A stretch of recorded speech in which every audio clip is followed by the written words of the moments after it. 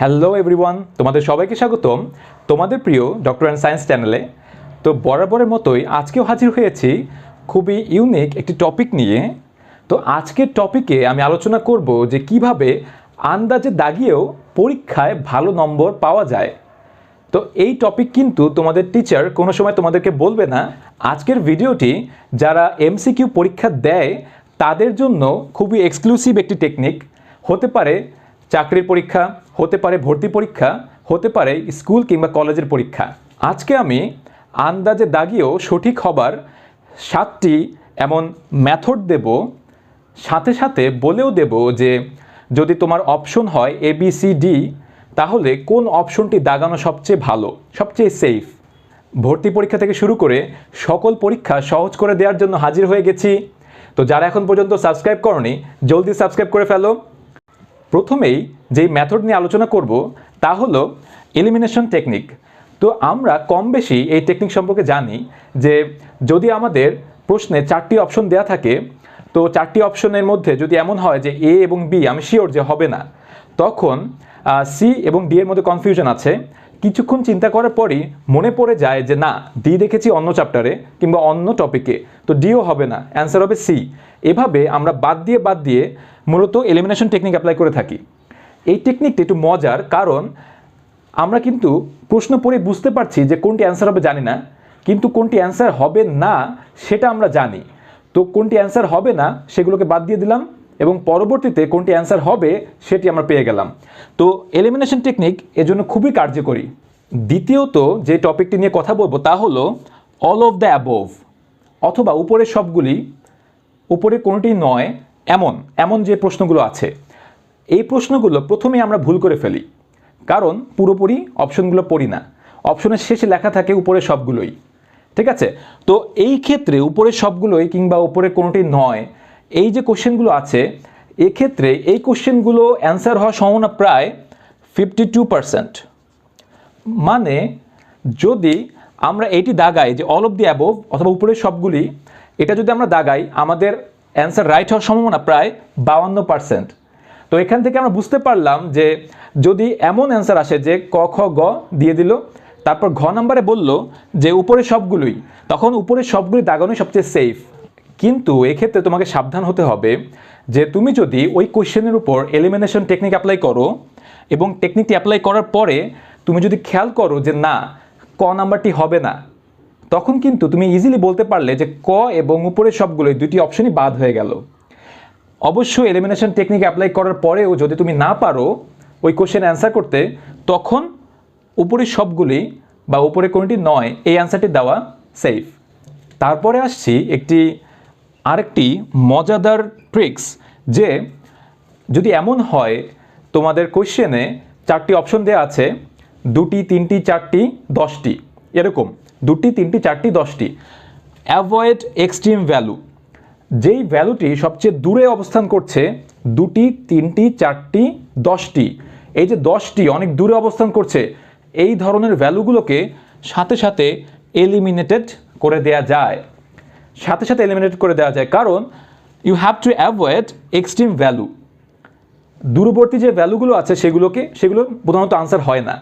যারা প্রশ্ন করেন তারা সহজেই যেই অ্যান্সারগুলো আমাদেরকে কনফিউজ করার জন্য কাছাকাছি কিছু অ্যান্সার দিয়ে দেন, এবং যেটি দূরে থাকে সেটি মূলত অ্যান্সার হয় না। এক্ষেত্রে কখনো কখনো 4টি অপশনের মধ্যে এমন কিছু অপশন থাকে যেগুলো কাছাকাছি সাউন্ড, সিমিলার ওয়ার্ড অথবা কাছাকাছি সাউন্ড, সিমিলার সাউন্ড এমন হতে পারে। তুমি যখন পড়বে অপশনগুলো পড়ে যাচ্ছ, তখন 2টি অপশন বা 3টি অপশন দেখবে যে কাছাকাছি সাউন্ড, তাহলে সঠিক অ্যান্সার কিন্তু ওই দুটোর মধ্যেই হওয়ার সম্ভাবনা সবচেয়ে বেশি। কারণ অ্যাগেইন বলবো, যিনি প্রশ্ন করেন তিনি চেষ্টা করেন যেন আমাদেরকে কনফিউজ বানাতে পারেন। তো ওই ক্ষেত্রে আনসার কিন্তু ওই 2টি অপশনের মধ্যেই হওয়ার সম্ভাবনা সবচাইতে বেশি। তো বাকি অপশনগুলো সাথে সাথে বাদ। তাহলে যে 2টি অপশন থাকবে এরকম সিমিলার সাউন্ড অথবা সিমিলার ওয়ার্ড টাইপের, তাহলে সেগুলোই অ্যান্সার হওয়ার সম্ভাবনা সবচেয়ে বেশি। ওইখান থেকে তুমি দাগাবে, সেখানে আবার এলিমিনেশন টেকনিক অ্যাপ্লাই করে দেবে। আচ্ছা, অনেক সময় এমন হয় যে কোশ্চেনে অপোজিট দেয়া থাকে, যেমন কঠিন তরল, অপোজিট দেয়া। মনে রাখবে যদি এরকম অপোজিট অপশন থাকে তাহলে সেই ক্ষেত্রে অপোজিট অপশনগুলোর মধ্যেই যে কোনো একটি অ্যান্সার হওয়ার সম্ভাবনা সবচেয়ে বেশি। যদি এরকম দেয়া থাকে যে অপোজিট টাইপের কঠিন তরল, বায়বীয় অবায়বীয়, তাই না? তো এরকম যদি থাকে তখন ওই যে অপশন দুটো আছে ওই অপশন দুটোর মধ্যেই অ্যান্সার হওয়ার সম্ভাবনা সবচাইতে বেশি। কখনো কখনো এমন হয় যে আমরা যখন কোনো কোশ্চেন পড়ি সাথে সাথে আনসারটি মাথায় আসে না, তো সেক্ষেত্রে আমি বলবো যে সম্পূর্ণ কোশ্চেন পেপারটি একবার পড়ে ফেলো বা সলভ করে আবার ওই কোশ্চেনে চলে আসো। কারণ যখন তুমি কোশ্চেনটি পড়বে তোমার সাবকনসিয়াস মাইন্ড ওই কোশ্চেনটি অ্যান্সার করার বা অ্যান্সার খোঁজার চেষ্টায় লেগে যাবে। তো তুমি যখন আবার আসবে তখন অনেক সময় হয় কি তোমার মনে পড়তে পারে, অনেক সময় এমন হয় যে পুরো কোশ্চেনের মধ্যে কোথাও না কোথাও ওই কোশ্চেনটার অ্যান্সার লুকিয়ে থাকে, অথবা একক বা যে কোনো কিছু লুকিয়ে থাকতে পারে। তো পুরো কোশ্চেন থেকে তুমি কিন্তু হিন্ট পেতে পারো। আচ্ছা, যারা ছোটরা আছো তাদের ক্ষেত্রে বলবো যে তোমাদের কোশ্চেনে অনেক সময় থাকে ট্রু ফলস, রাইট?